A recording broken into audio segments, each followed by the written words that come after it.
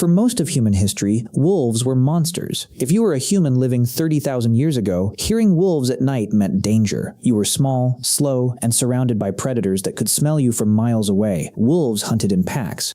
They had massive jaws, terrifying endurance, and eyes that worked far better in the dark than yours ever could. And yet somehow, out of all the animals humans encountered, wolves became our closest companions. Not horses, not cows, not even primates, wolves.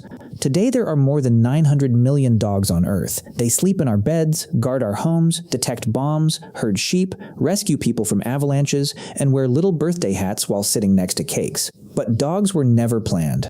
No human tribe sat down and said, "We should invent a fluffy animal that plays fetch." Dogs were created by accident. And the strangest part is that wolves may have started domesticating themselves before humans even realized what was happening. To understand how this happened, you have to imagine the world during the Ice Age. Around 20,000 to 40,000 years ago, humans lived as hunter-gatherers. Small bands of maybe 20 to 50 people moved constantly across enormous landscapes searching for food. Life was brutal. Most hunts failed. Winter killed people constantly. A broken leg could mean death. And at the edge of every human camp, just outside the firelight, wolves waited. Now here's the important part. Humans are messy eaters. Even during starvation, hunter-gatherers left behind bones, scraps, skins, and partially eaten carcasses. To a wolf, a human camp was basically a moving pile of free calories. At first, wolves probably approached cautiously. The bold ones crept closer. The aggressive ones got speared. The terrified ones stayed far away and got nothing. But somewhere in those wolf populations, a few individuals were different. Less fearful, less aggressive, more curious. Modern genetics suggests some wolves may simply have been born more comfortable around humans, and over generations, those wolves survived better than the aggressive ones. Instead of risking injury hunting dangerous prey themselves, they could simply follow humans and eat leftovers near camp. Over time, evolution slowly filtered wolves based on personality. The friendlier wolves got more food. The calmer wolves stayed closer to camp. The hyper-aggressive wolves died. And eventually, those wolves began changing physically too. This sounds fake, but scientists have actually watched something similar happen in real time. In 1959, a Soviet geneticist named Dmitry Belyayev started an experiment in Siberia using foxes. He wanted to understand how domestication worked, so every generation he selected only the tamest foxes for breeding. That's it. He didn't train them. He didn't teach them tricks. He simply bred the least aggressive foxes over and over again. And within a few decades, the foxes started behaving like dogs. They wagged their tails. They whined for attention. They licked people's hands. But then something even stranger happened. Their bodies changed too. Their ears became floppy, their snouts shortened, their fur developed patches of white, their tails curled, and strangely, when animals become less aggressive, their appearance often changes too. Scientists noticed that domesticated animals across many species tend to develop softer faces, smaller jaws, patchier fur, and floppier ears almost automatically.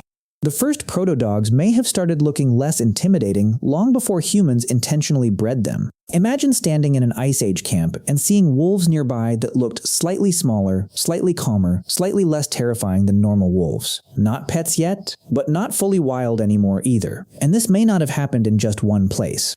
Humans and wolves were likely forming relationships across huge parts of the ancient world at the same time. For thousands of years, this happened silently, no human realizing they were watching evolution unfold beside their campfire. And humans probably noticed the benefits very quickly. Wolves hear things before humans do. They smell predators from huge distances. They track prey far better than humans can. A wolf hanging around camp was basically a living alarm system. If bears approached, the wolves reacted first.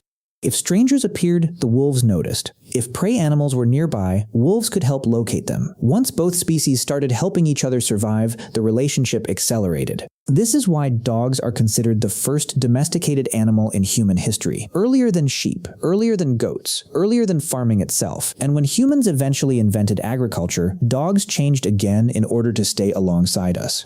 As humans began farming and eating more grains, dogs gradually evolved to digest starch far better than wolves could. Think about how extraordinary that is. They were surviving with us before the invention of writing, before cities, before metal tools, before the pyramids, and over thousands of generations, humans and dogs began changing each other emotionally too.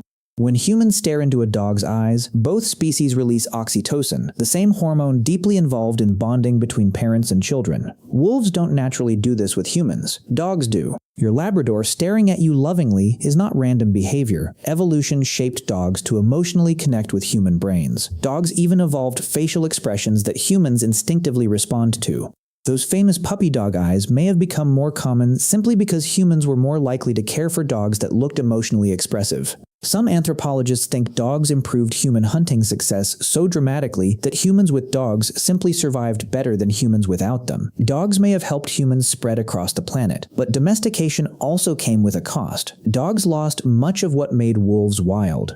Many modern breeds suffer severe health problems caused by human breeding. Pugs struggle to breathe. Dachshunds often develop spinal problems. Bulldogs sometimes cannot even give birth naturally. And yet traces of the wolf still remain inside them. When dogs circle before lying down, they may be copying ancient wolves flattening grass. When they howl, bury food, or twitch in their sleep, instincts from thousands of years ago are still surfacing. Inside every Chihuahua and every Husky is the shadow of an Ice Age predator. And maybe that's why dogs feel so different from every other domesticated animal. Cats live near humans. Cows tolerate humans. Horses work with humans. But dogs joined humans. They slept beside us while predators circled beyond the firelight. They crossed frozen landscapes with us. They guarded sleeping camps. They followed us into storms, migrations, wars, and entirely new continents. And somewhere along the way, the relationship became something deeper than survival. In Germany, archaeologists discovered a grave from around 14,000 years ago containing a man, a woman, and a dog buried carefully beside them. The dog had suffered from a severe illness as a puppy but survived for weeks or months afterward, which means humans likely cared for it intentionally. Think about that for a second.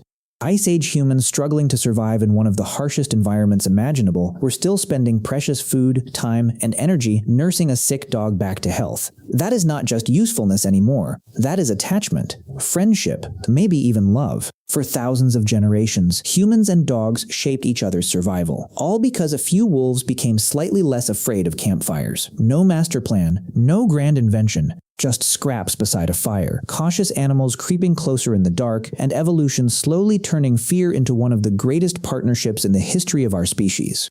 And tonight, your best friend is probably going to fall asleep somewhere near you without knowing that this friendship actually began tens of thousands of years ago. But now you do.